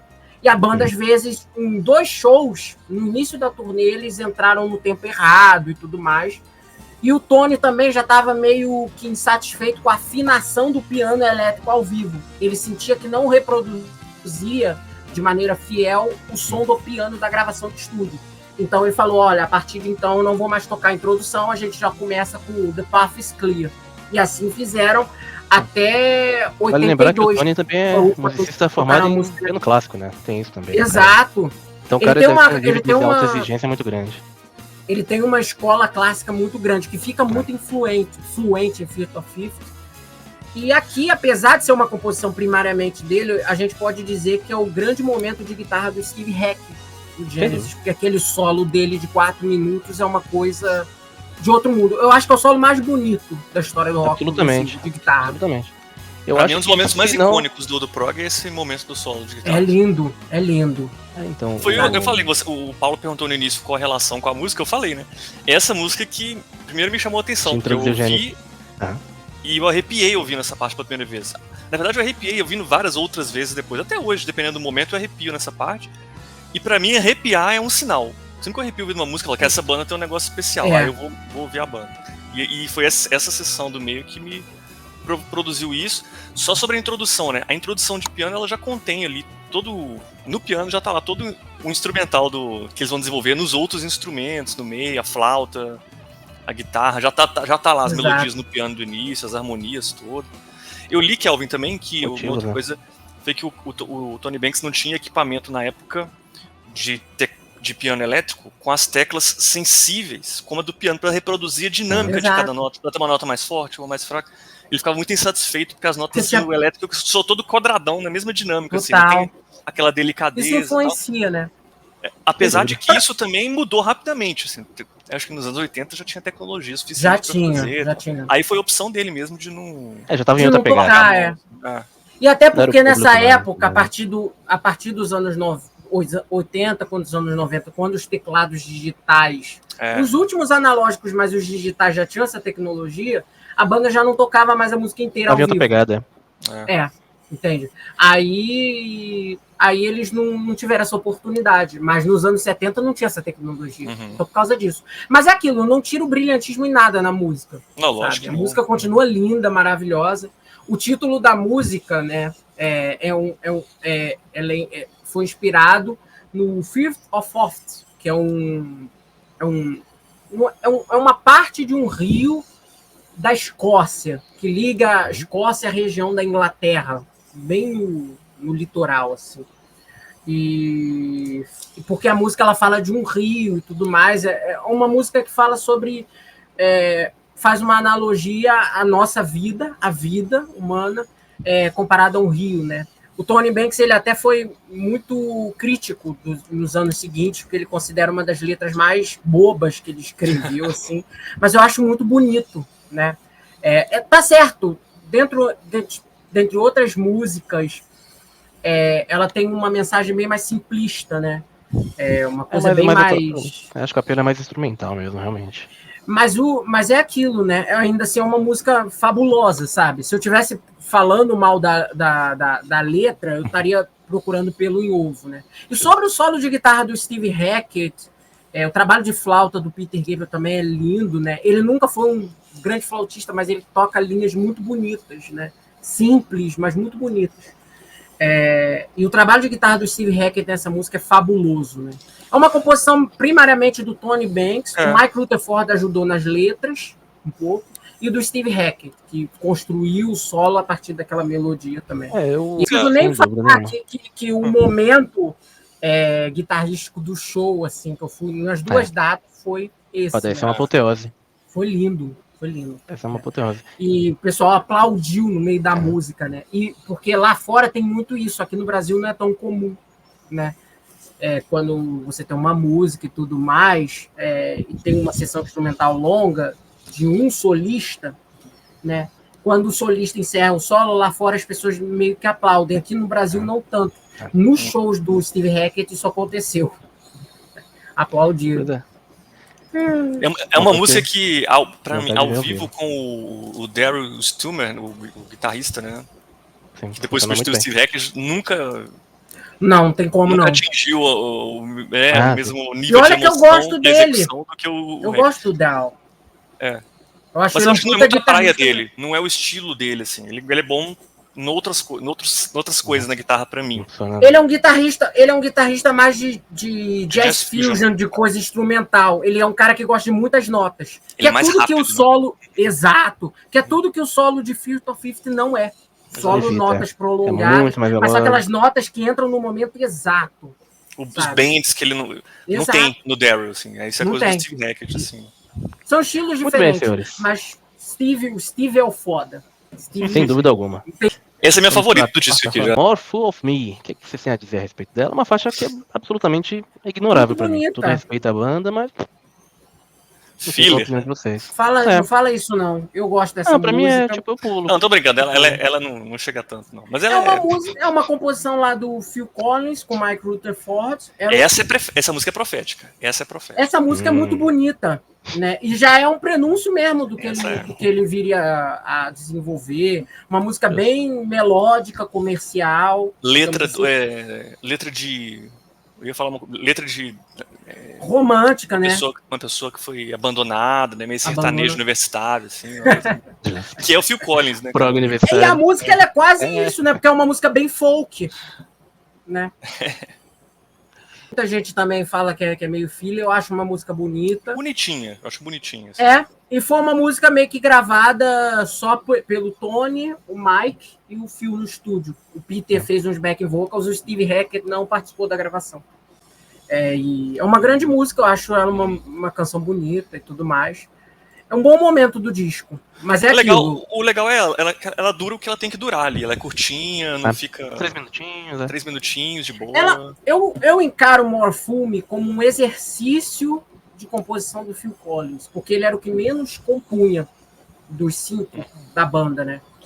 Mas então, só pra confirmar, ele não só canta, ele é um dos principais compositores dessa música? Sim, não, ele atuou como compositor. Ele já tinha atuado em uma, que era For Absent Friends, que é a primeira cantada por ele, do Nursery Crime. Mas In For Absent Friends é uma composição de autoria dele com Steve Hackett.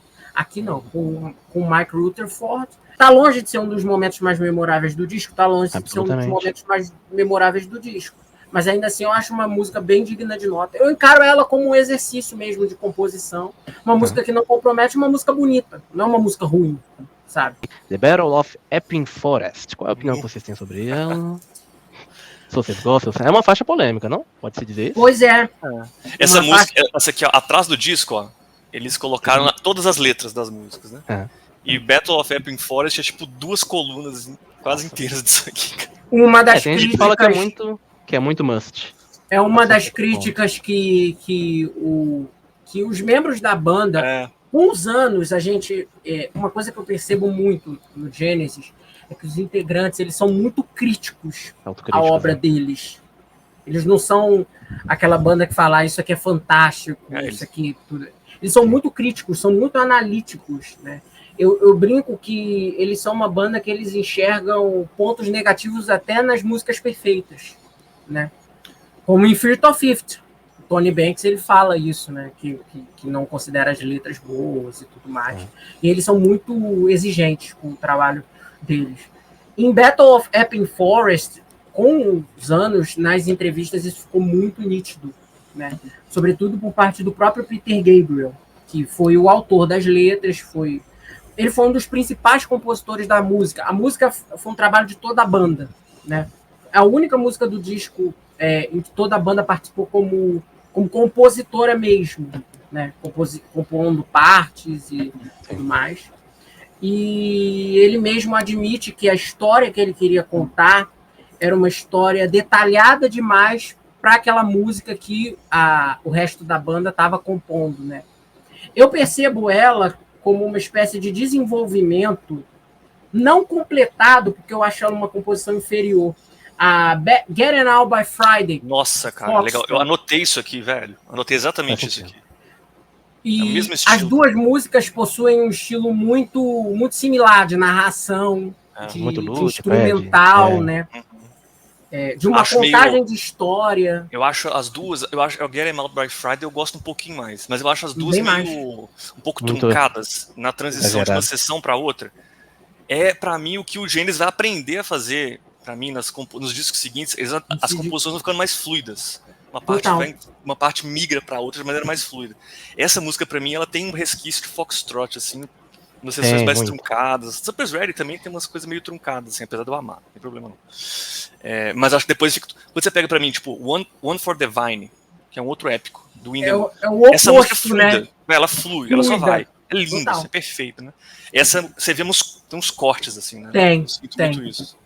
E esse foi um dos problemas, né? O Phil Collins, ele falou que a banda teve muita dificuldade para pegar um instrumental e tudo mais, que eu acho que o grande problema que muitos deles dizem... Eu gosto de The Battle of Epping Forest. Não acho uma composição ruim, como muitas pessoas tenho a impressão que, para mim, a melodia está indo para um lado e o Peter Gabriel as pessoas acham... e aí é um dos grandes problemas que eles dizem que foi. Que talvez não ornou a letra com a melodia. Tentou encaixar muita palavra, né, cara? A métrica ficou prejudicada por causa disso. Mas eu acho que analisando instrumentalmente cada uma das partes, a performance do Peter, as letras que são muito boas, a música ela fala de... A música ela foi inspirada, na verdade, em um fato verídico, né? Que o Peter viu algum tempo antes, inclusive, da gravação do Selling Glam the Pound, no início de 72, ele estava lendo um jornal, e ele leu um relato de um antigo jornalista numa coluna que ele citava que o Epping Forest, que é uma espécie de parque da região de Essex, né? A banda é de Sussex, na Inglaterra, de que antigamente, até o início dos anos 60, iam gangues rivais para lá, fazerem lutas, brigas meio que ao ar livre e tudo mais, porque era um terreno aberto ao público e tudo mais. Aí eles iam em momentos onde tinha menos pessoas e brigavam lá, né? porque não podiam brigar na rua, porque poderiam ter o risco de serem presos, detidos e etc. E a música ela partiu desse argumento. Como o Peter ele não teve, ele tentou contato com esse jornalista, mas ele, depois de um tempo, ele chegou a guardar aquela história, fala, pô, vou fazer uma música sobre isso, mas ele perdeu o papel.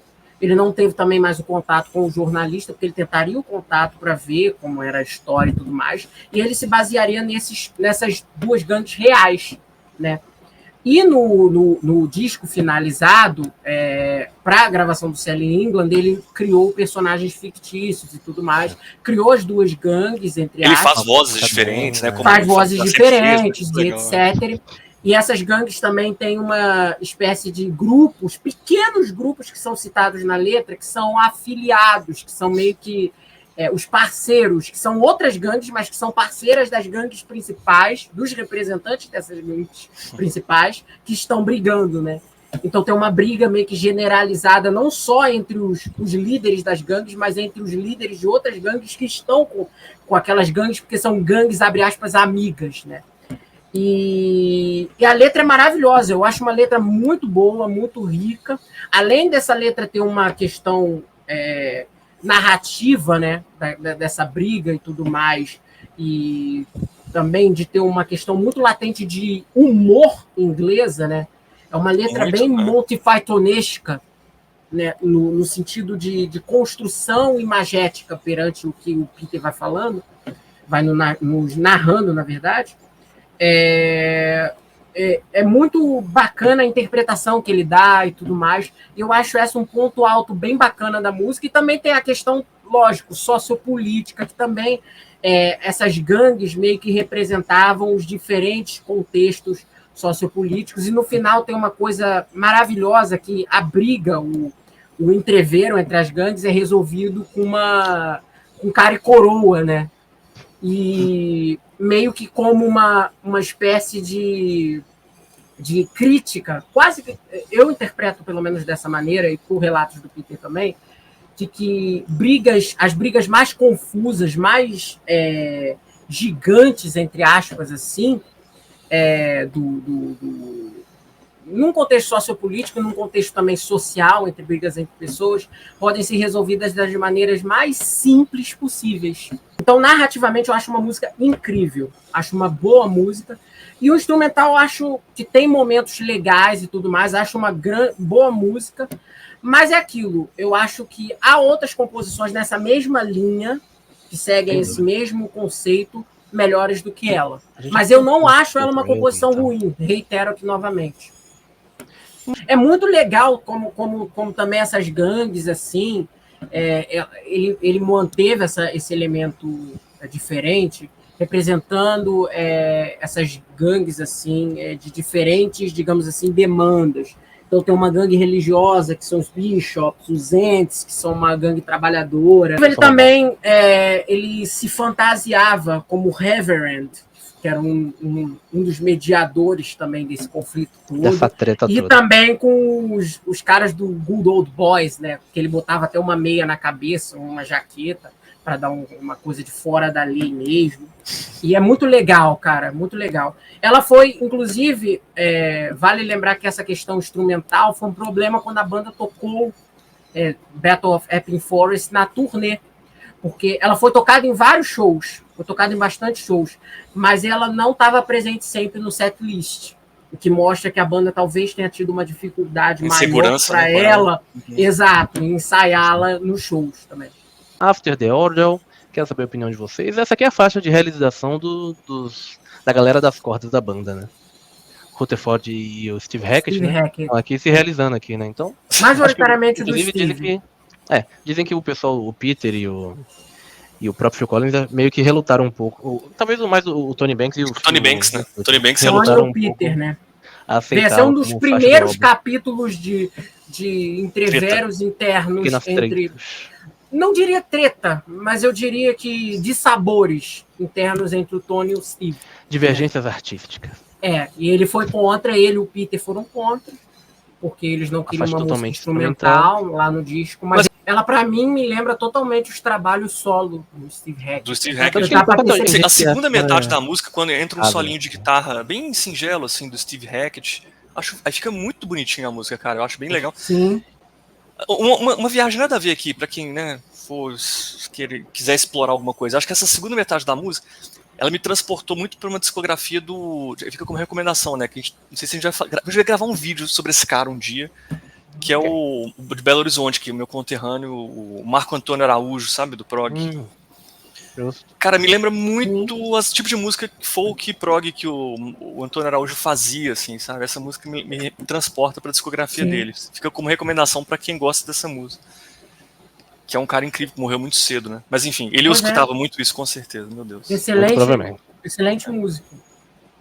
E vale lembrar que também eu trato o After the Ordeal como também um ensaio por parte do Steve Hackett do som que ele viria a desenvolver na carreira solo dele. Embora o Voyage of the Alcoholic... Exato. Embora o Voyage of the Alcoholic já seja composto majoritariamente de canções que foram deixadas do Genesis, ideias e tudo mais, que eles não aproveitaram. Mas dá para ver que alguns elementos composicionais que ele aprimoraria mais nos trabalhos solo dele aqui, bem presente. Uma entrevista do Tony Banks que eu li também na internet um tempo atrás, onde ele disse que ele considerou essa música, aspas, eu até anotei aqui, um exercício pseudoclássico. Sim, estou querendo fazer música clássica aqui, mas isso é uma merda. Então, o que é muito estranho, vindo de um cara que, tipo, há poucas faixas atrás do disco, estava fazendo First of Fifth, assim, com super pretensão de fazer um piano clássico, assim. Não tô falando tenho quase certeza que isso foi uma provocação. Você vê que tem umas rusgas, né, cara? Vamos para a faixa seguinte, que é uma faixa que realmente é bastante icônica da banda, né? Acho que todo mundo, pelo menos, que escuta a Genesis já passou por ela, que é The Cinema Show. E eu quero saber a opinião de vocês a respeito dela, se vocês gostam, se vocês não gostam. Eu posso confessar que não é uma das minhas favoritas do Genesis, não, viu? Você tá falando sério? Juro pra vocês, não me pega muito. Nossa, eu amo. Pra mim é a terceira melhor música dele já. Pra mim, depois de Dancing with the Moonlit Night, pra mim é a melhor do disco. Vamos pra essa música, pra mim, eu acho que eu pegaria, pelo menos um top 10 ela pegaria, pra mim. Assim. Pra mim, ela pega top 3. Top 5 não, pra mim não. Top 5 sabe? Eu acho ela maravilhosa, eu acho ela muito bonita, eu adoro os contrastes entre as sessões, né? São duas músicas, demora pra engatar. Assim, de certa forma, sim. E ela é uma composição do trio.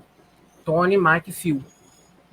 Peter e o Steve não tiveram participação nenhuma na música. A única sugestão, a única participação do Peter na composição de Cinema foi a sugestão, porque a música não teria os dois personagens principais, Romeo e Juliet. Foi uma sugestão dele, né?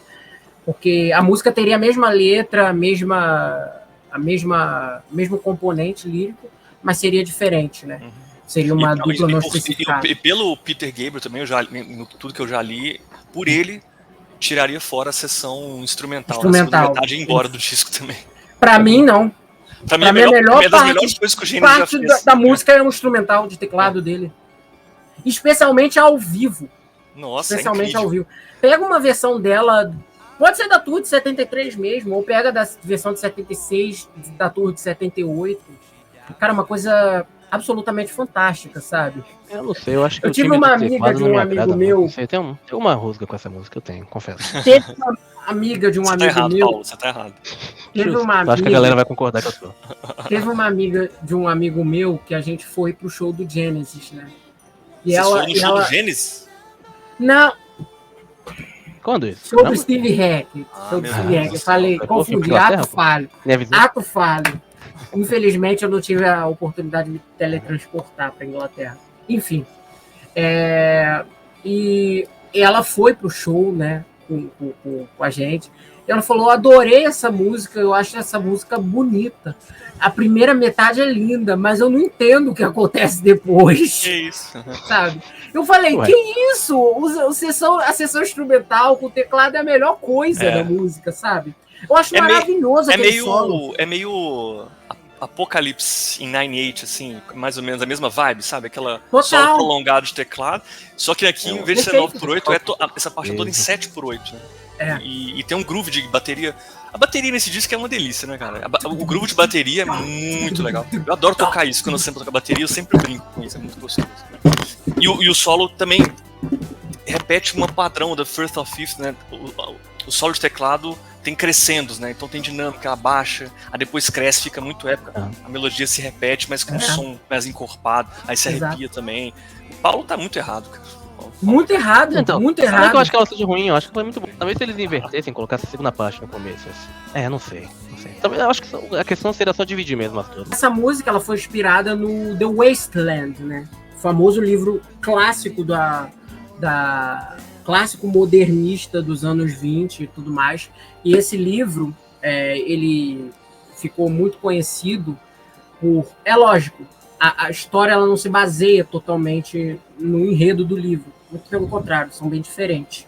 Né? Mas esse livro ele tinha uma nuance muito interessante, por isso que ele virou um dos clássicos do modernismo, porque ele adotava elementos clássicos da literatura, do teatro, do imaginário popular antigos e transportava eles para uma análise moderna daqueles tempos, né?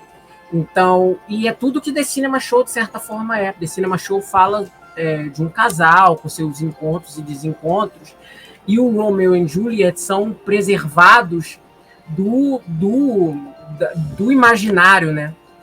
Antigo de uma história e etc., mostrando que ao mesmo tempo que aquele amor de Romeu e Julieta, entre aspas, era um amor antigo, um amor que representava a época em que ele foi retratado, aquele amor no tempo recente poderia também ser vivido por outras pessoas e poderia ter a mesma intensidade de sentimento por aquelas duas pessoas, mas num contexto muito diferente, num contexto diferente de um ultra-romantismo, né? E o Tony Banks, ele fala que ele quis que a ideia do Peter de botar Romeu e Julieta foi muito importante por causa disso, porque ele já estava lendo esse poema, o Wasteland, do Wasteland, que é um conjunto de poemas, na verdade, sobre uma mesma história. E o livro, ele tem uma questão, ele tem uma história, digamos assim, de enredo, muito importante, mas que o grande ápice dele, o grande pulo do gato assim, da história, que tornou o livro muito famoso na cena modernista inglesa, da literatura, foi justamente esse modelo de narrativa, de usar modelos, usar figuras, usar fatos do passado e transportá-los para uma representação mais oriunda do presente. Né? Paulo, não vem falar mal dessa música pra mim. Não vem falar mal dessa música pra mim. Não é que eu acho ruim, eu acho ela icônica. A obra instrumental, que é o que me pega mais, na maioria das vezes, nas músicas, né? O vocal aqui é o Peter Gabriel, né? Não foge muito do convencional. Uma voz um pouco mais... É melódica, mas um pouco mais falada, uma coisa mais lúdica. O instrumental é bom, mas é que o timbre, talvez realmente a minha questão deve ser com certeza aqui com o timbre. Sabe, o teclado aqui do Tony Banks me lembra... Ele testou diferente. Era o Harp Pro Soloist. Esse é o Mellotron, esse teclado. Então não me agrada. Que era o sintetizador que ele usava. Aí tinha esses timbres bem agudões mesmo. Também não sei, não me agrada. Aliás, talvez o timbre não envelheceu tão bem assim mesmo, sabe? Talvez. Acho que talvez seja isso. Uma forma deles resolverem esses pequenos conflitos, né, essas divergências criativas que a gente estava falando, um quer tirar uma parte, outro quer que fique, não sei o quê. Uma solução que eles tiveram foi simplesmente botar tudo no disco, né? E era uma coisa que eu estava conversando com o Paulo antes, né? O Genesis, especialmente nessa fase aqui do início, né, do Peter Gabriel, o Tony Banks fala muito isso. Eles tinham mania de resolver colocando tudo então no disco e ficavam uns discos super longos em termos de duração. Exato. Pro vinil. Que não aguenta isso, né? Então, eu pego o lado B desse disco aqui, né? O lado B tem 28 né? É muito isso para longo. vinil é absurdo, né? O vinil ele consegue ter por cada lado, assim, com qualidade de áudio legal, até uns 21, 22, 23 estourando. E o Genesis direto. Até o outro disco que eu sei que acontece isso é o Wind and Wuthering também. Tem uns lados enormes, assim. Enormes. E isso acaba fazendo com que a qualidade do áudio em vinil fique muito ruim. Quanto mais tempo você tenta colocar no vinil, pior é a qualidade, mais distorções você tem no som. E o Tony Banks fala muito isso em entrevista. Ele fala que ele tem um remorso muito grande de ter tido lançado os discos com uma qualidade de som tão ruim. Isso, mesmo nas prensagens originais inglesas, né, pretensamente teria um som melhor, mas ela tem um som piorado. Podia ser muito melhor se não fosse essa ideia de resolver os conflitos botando todas as ideias. Bota tudo aí que vai dar, entendeu? Cara, Então esse eu vou algo que agora o Genesis sofre. Eu sei, eu te entendo. Os discos deles tinham 50 e poucos minutos, sabe? Os discos das outras bandas eram 38, 39, 40 estourando, né? E é aquilo, cara, eu não sei se é porque eu vou fazer agora advogado do diabo, não sei se é porque eu sou fã dos caras, mas isso pra mim nunca me incomodou. Mas é aquilo, talvez você que tenha vinil, talvez então, a pessoa que tenha comprado na época, de fato, tenha, sabe? Não, o Tony Banks fala isso nas entrevistas. Ele fala, poxa, os discos tinham um som, não tinha um som tão legal quanto poderia ser, entendeu? Não valorizava tanto a produção, como eles tiveram o maior esmero pra fazer na hora de gravar e produzir e tal. Mas eu entendo, assim, não prejudica, né, cara? As músicas continuam sendo maravilhosas. Maravilhosas.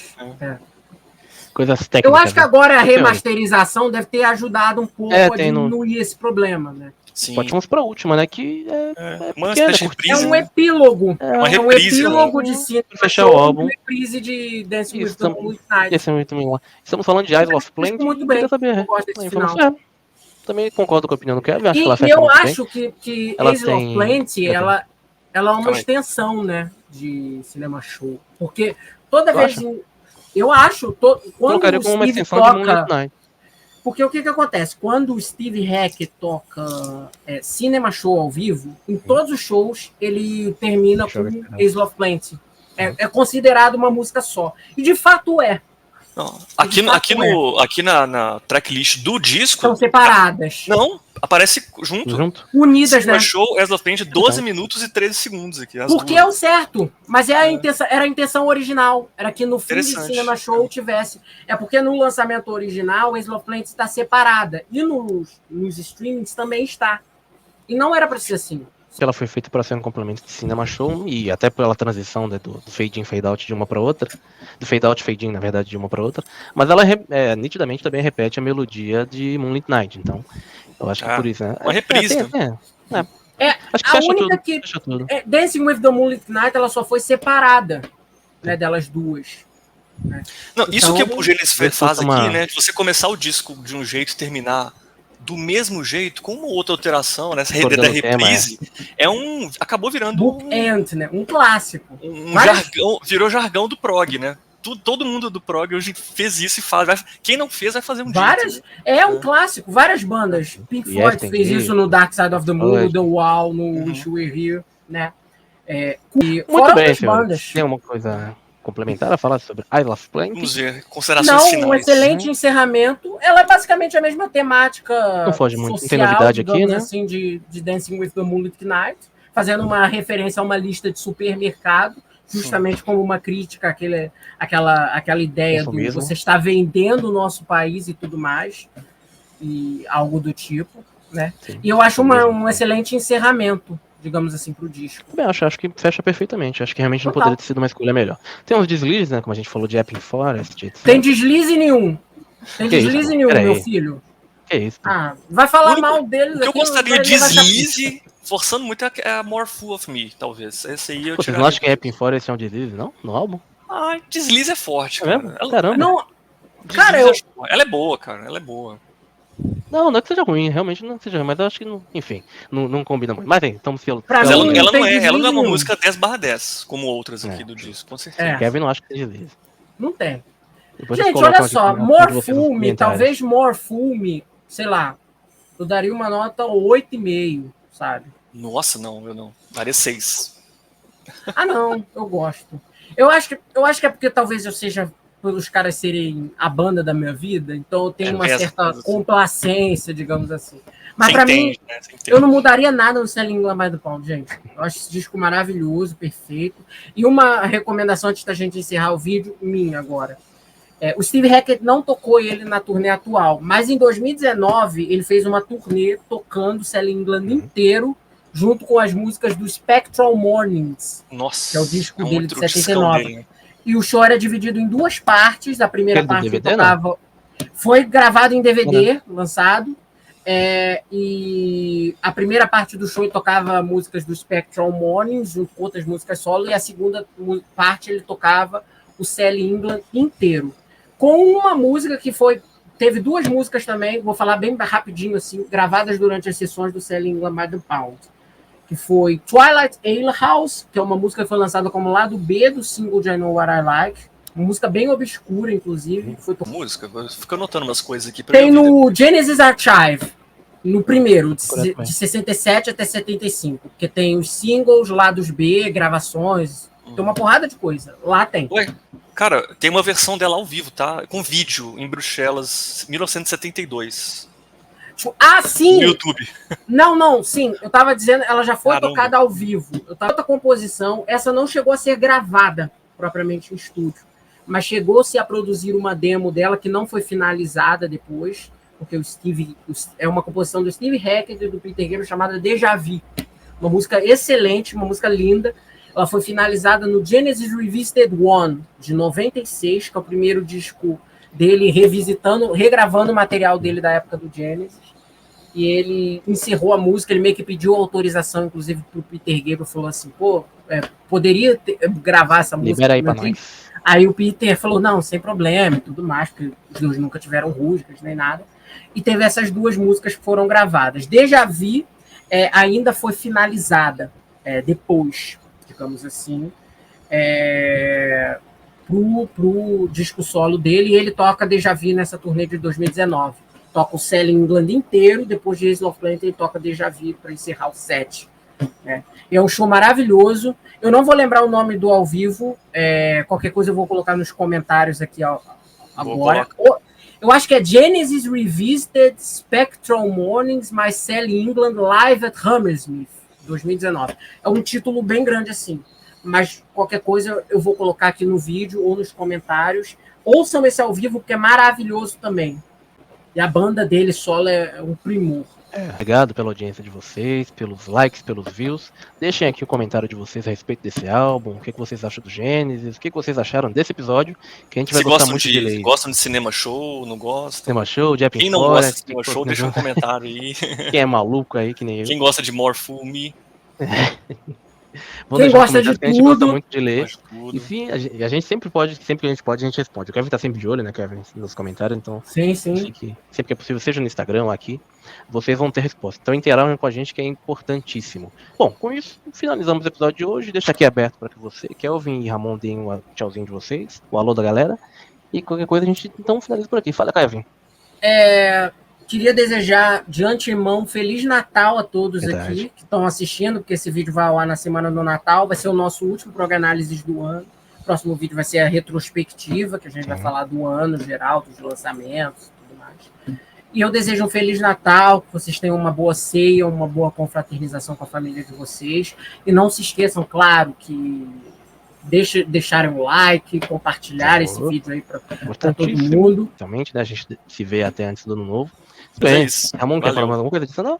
Beleza. Não, o Kelvin já disse tudo. Então, Feliz Natal aí, bom demais. Como a gente sempre faz, verdade. Só reforço tudo que foi dito por vocês. E só lembrando, se vocês gostaram, compartilhe com quem você gosta, um amigo, um familiar. E se vocês não gostaram, manda pro inimigo, para deixar ele bem bravo e dar view pra gente também. E dislike, que também conta, é importante. E fora isso, reitero, boas festas, um bom Natal especialmente, né? A gente se divirtam, com prudência, com disciplina. E a gente se vê em breve. Não é isso, galera? Fora isso, fica aqui o nosso prog. Tchau. Um prog Feliz Natal. Eu não sei se você tem prog Natal, prog Natal, um prog Natal, um prog Tender, um prog Peru, prog Noel, prog tudo. Até a próxima, galera. Tchau, tchau. Tchau.